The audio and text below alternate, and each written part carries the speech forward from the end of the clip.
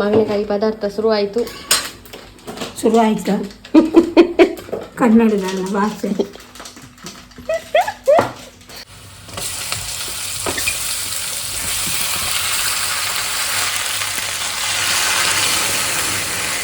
ನೋಡಿ ನೀವೇ, ನಾನು ಇಷ್ಟು ದಿನ ಬರ್ತಾ ಇದ್ದೆ, ನನಗೆ ಗೊತ್ತೇ ಆಗಲಿಲ್ಲ. ಈಗ ಸೌತೆಕಾಯಿ ಆಗಿದೆ ಮಾರು, ಇಷ್ಟು ದೊಡ್ಡ.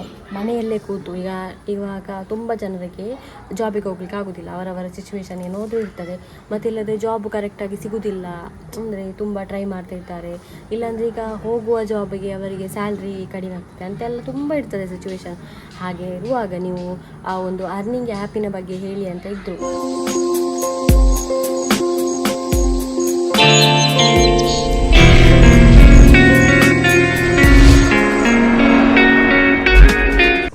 Good morning guys, welcome back to our new blog guys. ಬೆಳಗ್ಗೆ ಆಯಿತು, ನಾನು ಚಹಾ ಕುಡಿತಿದ್ದೇನೆ. ಅಮ್ಮನಿಗೆ ದೋಸೆ ಎಲ್ಲ ಮಾಡಿ ಕೊಟ್ಟು ನಾನು ಚಹಾ ಕುಡಿತಿದ್ದೇನೆ.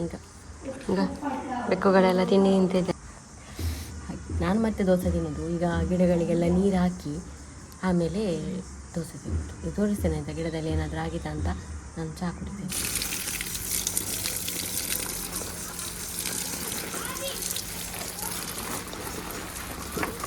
ತಕ್ಕರೆ ಒಂದು ಉಳಿದಿದೆ ಗೈಸ್, ಇದೇ ಒಂದು ಉಳಿದದ, ಅದು ನಮ್ಮ ಮೇಲೆ ಇಟ್ಟಿದ್ದು. ನೋಡುವ, ಕೆಲವರಲ್ಲಿ ಹೇಳ್ತಿದ್ದು ದೊಡ್ಡದಾಗ್ತದೆ, ಎಷ್ಟು ದೊಡ್ಡದಾಗ್ತದೆ ಅಂತ ನೋಡೋಣ ನಾವು ಇಲ್ಲಿ ಮೇಲೆ. ಆಮೇಲೆ ಬದನೆ ಇಷ್ಟೇ, ಮತ್ತೇನು ಅಕ್ಕಿಟ್ಟಿಲ್ಲ ಬದನೆಯಲ್ಲಿ. ಮತ್ತು ಸೌತೆಕಾಯಿ ನೋಡ್ಬೋದು ಗೈಸ್, ಇಷ್ಟು ದೊಡ್ಡದಾಗಿದೆ ಆಯಿತಾ. ಇನ್ನೊಂದು ಇಲ್ಲಿ ಮುಡಿ ಇತ್ತು ಮಾರೆ, ಇಲ್ಲಿ ಇತ್ತು, ಇಲ್ಲಿ ಹೋಯ್ತು, ನಾನು ತಿಂತಿದ್ದೇನೆ. ಇಲ್ಲೇ ಇತ್ತಾಯ್ತಾ. ಮಕ್ಕಳೆಲ್ಲ ಬಂದಿದ್ದಾರೆ, ಊರಿಗೆ ಹೋದವರೆಲ್ಲ, ಹಾಗೆ ಗೊಬ್ಬೆಗಳು ಇರ್ಬೋದು. ಮತ್ತೊಂದು ಹೊಸತಿ ಏನಂತ ಹೇಳಿದರೆ, ಈಗ ಇಲ್ಲಿ ಒಂದು ಬದನೆ ಹಾಕಿದೆ ಹಾಗೆ. ಮತ್ತು ಅರಿವೆ ಸೊಪ್ಪು ಇಷ್ಟು ಬೆಳೆದಿದೆ, ಗ್ರೀನ್ ಇತ್ತು.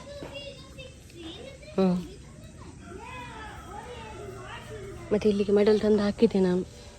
ಅಮ್ಮ ನಿನ್ನೆ ಲಾಗಿದಲ್ಲಿ ಹೇಳಿದರು ಗೊತ್ತುಂಟ, ಈಗ ತಂದು ಹಾಕಿತ್ತು ಬಿಸಿಲಿಗೆ ಏನ ಅಂತೇಳಿ. ಮತ್ತು ಏನಪ್ಪ, ಮತ್ತೊಂದು ಇಲ್ಲಿ ನಡುವಲ್ಲಿ ಒಂದು ಕುಂಬಳಕಾಯಿದು ಗಿಡ ಇತ್ತು, ಅದರಲ್ಲಿ ಹೂವಾಗಿದೆ. ಈಗ ಇದರ ಇಡೆಯಲ್ಲಿ ಒಂದಿತ್ತು. ಇಷ್ಟೇ ಇವತ್ತಿನ ಅಪ್ಡೇಟ್. ಕೃಷಿಯಲ್ಲಿ ಏನಿಲ್ಲ, ಬಸಳೆ ಆಸ್ ಯೂಶ್ವಲ್ ಹಾಗೆ ಉಂಟು. ಮತ್ತು ಇದು ಎಂತ ಅಂತಲೇ ಗೊತ್ತಿಲ್ಲ, ಇದರಲ್ಲಿ ಎಂತ ಕೂಡ ಆಗ್ತಾ ಕೂಡ ಇಲ್ಲ. ಇಲ್ಲಿ 2 ಚಕ್ಕರೆ ಆಗಿದೆ, ಈಗ ಕಾಣ್ಬೋದು. ಕೃಷಿ ಮುಗಿತಾ ಬಂತು, ಇನ್ನು ನೋಡುವ ಎಂತ ಆಗ್ತದೆ ಅಂತ. ನನಗೆ ಸಣ್ಣ ಸಣ್ಣ ಫ್ರೂಟ್ಸು ಗಿಡ ಆಗ್ತದಲ್ಲ ಗೈಸ್, ಸಣ್ಣದರಲ್ಲಿ ಅದರಲ್ಲಿ ಇದಾಗ್ತದಲ್ಲ ಗಿಡ, ಅಂಥದ್ದು ತಂದು ನಡಬೇಕಂತ ತುಂಬ ಆಸೆ. ನೋಡಿ, ನಮ್ಮ ಬೇರಂಗಾಯಿ ತಿನ್ನಲಿಕ್ಕೆ ಶುರು ಮಾಡಿದ್ರು. ಮತ್ತೆ ಬೇರಂಗಾಯಿ ಪರಂದಾಯಿನ ತಿನ್ನೋಚಿ ಜಾಸ್ತಿ. ಹಾಂ ಬೊರ್ಚಿ ಒಂದು ಪರಂದ, ಒಂದು ಭಯಂಕರ ಪರಂದ ಬೊರ್ಚಮ್ಮ. ಅದೇ ಕಾಯಿ ತಿನ್ಲಿ, ಪರಂದ ತಿನ್ನೋಡ್ಚಿ.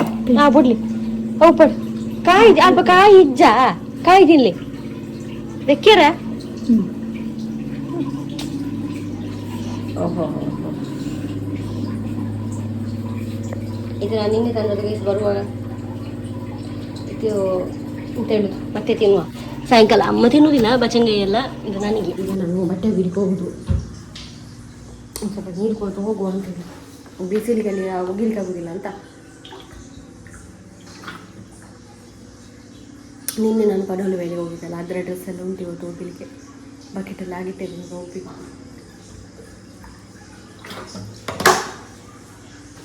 ಇದುಂಟಲ್ಲ ಮೊನ್ನೆ ತಂದ ಮಾವಿನಕಾಯಿ ಆಯಿತಾ, 1 kg ತಂದಿದ್ದೆ.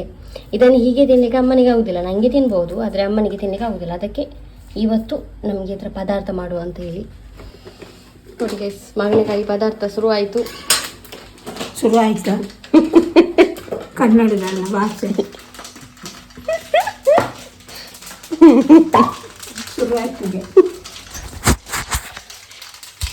ಶುರುವಾಯಿತು. ಈಗ ಒಗ್ಗರಣೆ ಕೊಟ್ಟಿದ್ದಾರೆ.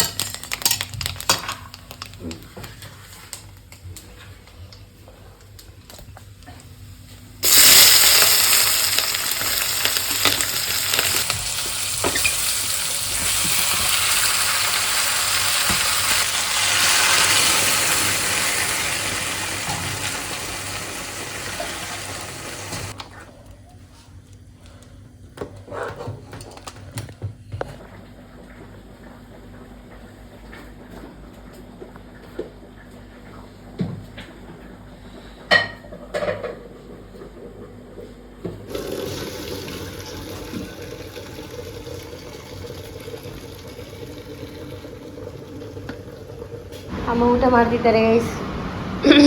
ಅಮ್ಮನಿಗೆ ಉಂಟಲ್ಲ ಹಣ್ಣು ಮಾವಿನಕಾಯಿ ತಿನ್ನಲಿಕ್ಕೆ ಆಗುದಿಲ್ಲ, ಶೀತ ಆಗ್ತದೆ, ಅದಕ್ಕೆ ಅದನ್ನು ಪದಾರ್ಥ ಮಾಡಿ ತಿನ್ನುದು. ಹೆಡಾಯ್ತಲ್ಲ.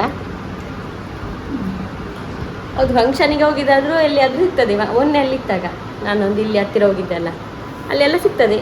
ಇವರಿಗೆ ಹೋಗ್ಲಿಕ್ಕೆ ಆಗುದಿಲ್ಲ ಅಲ್ಲ, ಅದು ನೈಟ್ ಇದ್ದದ್ದು. ಹಾಗಲ್ಲಾದರೂ ಮಧ್ಯಾಹ್ನ ಒಂದು ಗಳಿಗೆ ಹೋಗಿ ಬರ್ಬೋದು. ಈಗ ಹೋಗ್ಲಿಕ್ಕೆ ಆಗುದಿಲ್ಲ, ಹುಷಾರಾದ್ಮೇಲೆ ಹೋಗುದು. ಇನ್ನೇನು ಫಂಕ್ಷನ್ ಇದ್ರೆ ನಾವು ತಿನ್ನುವ.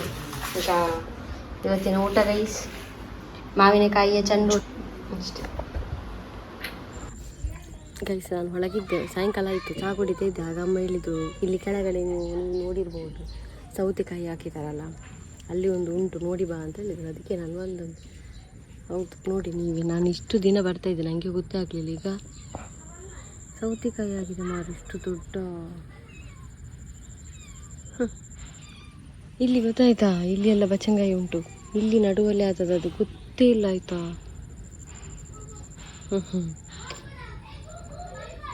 ಇಲ್ಲಿ ಕೂಡ ಇರ್ಬೋದು ಏನೋ, ಅದು ಗೊತ್ತಾಗೋದಿಲ್ಲ.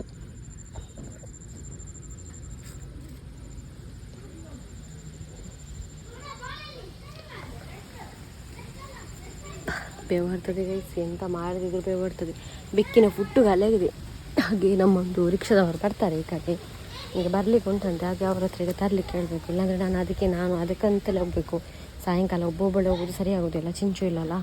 ಹಾಗೆ ಈಗ ಒಂದು ಆಟೋದಲ್ಲಿ ಫುಡ್ಡು ತರಿಸುವ ಗೈಸ್. ನಮ್ಮ ಮನೆಯಲ್ಲಿ ಎಷ್ಟು ಮಕ್ಕಳಿದ್ದಾರೆ ನೋಡಿ, ತರಿಸಲೇಬೇಕು.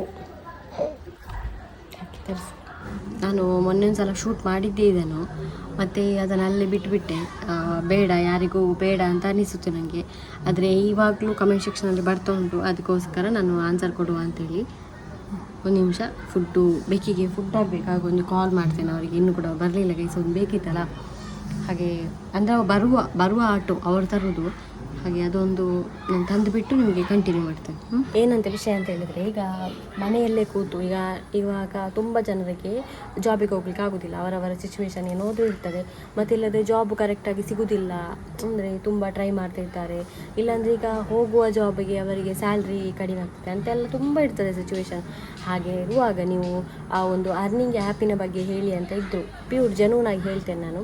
ಅರ್ನಿಂಗ್ ಆ್ಯಪ್ ಅಂದರೆ ಒಂದು ಯೂಟ್ಯೂಬ್.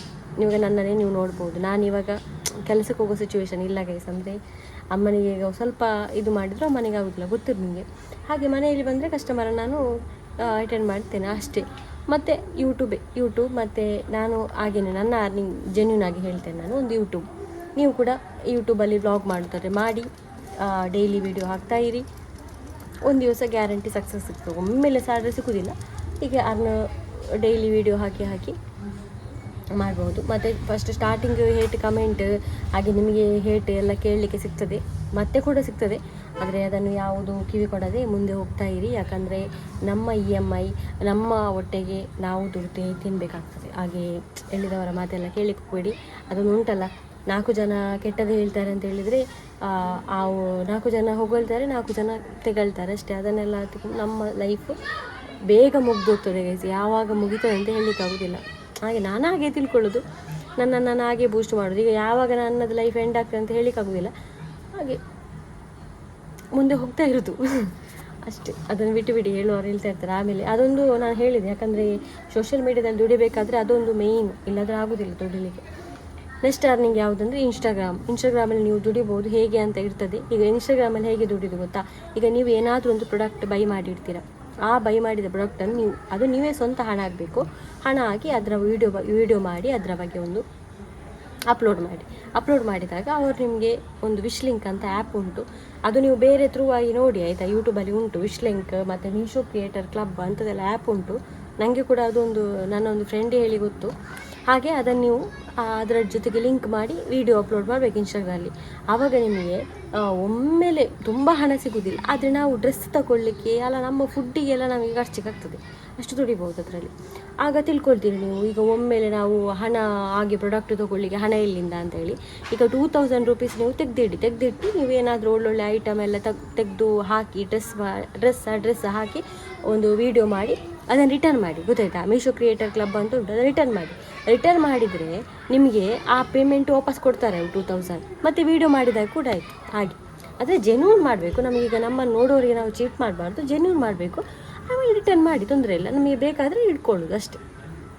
ಏನು ಅಕೌಂಟ್ ಯಾವುದು ಬ್ಲಾಕ್ ಆಗೋದಿಲ್ಲ ಮೀಶೋ ಇಲ್ಲಿ, ಯಾವುದೇ ಅಕೌಂಟು.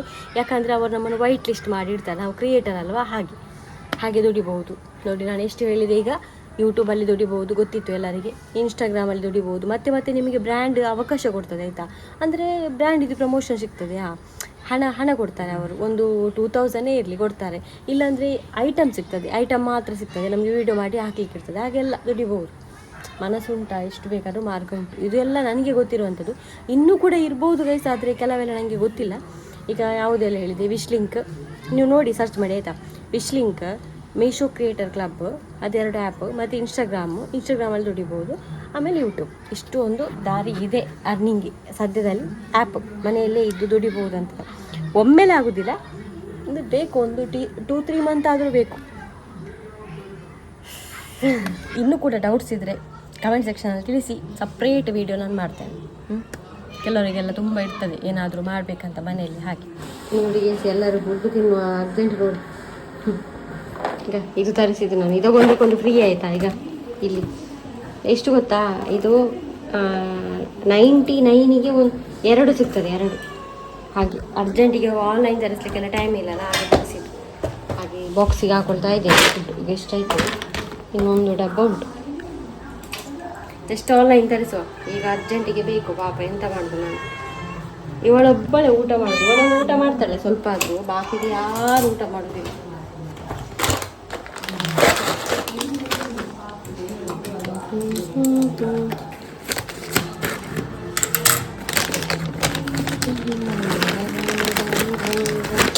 ಉಚ್ಚ